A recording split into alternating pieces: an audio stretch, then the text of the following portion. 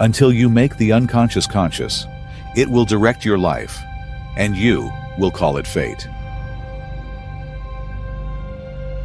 Carl Jung once said that the privilege of a lifetime is to become who you truly are. But what does that mean? We live in an age of meaning crisis. We scroll endlessly, connect instantly, but feel deeply, rarely. The promise of happiness has been sold, branded, and filtered. But beneath the surface, there is an ache. Jung called it the shadow, the part of ourselves we deny, the pain we ignore, the nothingness we avoid. But in that nothingness is the seed of transformation. Because nothingness isn't empty. It's raw potential. It's the place where all things end and all things begin. The paradox of being. To truly awaken is to walk willingly into contradiction. We are both good and evil, light and dark, whole and fractured.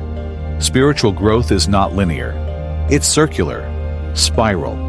The more we know, the more we realize we don't. The more we search for truth, the more it escapes us. But in that paradox, there is beauty, because it humbles the ego. It breaks the illusion of control. Confronting the shadow. The shadow is not your enemy. It is your mirror. To reject it is to reject yourself. To integrate it is to become whole. Most people run from their shadow, fearing the truth it reveals. But wholeness cannot exist without confrontation. Jung said, "One does not become enlightened by imagining figures of light, but by making the darkness conscious. You must descend before you rise." Nihilism and the death of the ego. When meaning collapses, nihilism rises. The belief that nothing matters, that all is void. But maybe nihilism is not the end. Maybe it's the beginning. Because when you accept that nothing has meaning, you become free. Free to create your own. When the ego dies, the soul speaks. That voice, subtle, quiet, has always been there, waiting. The journey of individuation. Individuation is not self-improvement. It is self-reclamation. You do not become someone new. You return to what you've always been. This is the essence of spiritual psychology. To see clearly, to feel fully, to integrate all parts without shame. It is not a path for the faint of heart, but for the brave. It is liberation.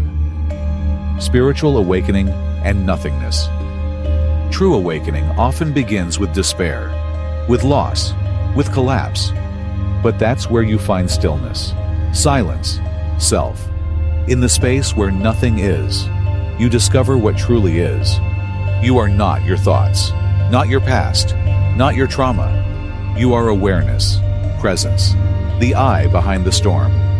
So what do we do with all of this? We walk into the paradox. We embrace the void. We integrate the shadow. We choose meaning over comfort. And in doing so, we remember what we had forgotten. We are not broken. We are becoming. The journey is not to escape yourself. It is to meet yourself for the first time.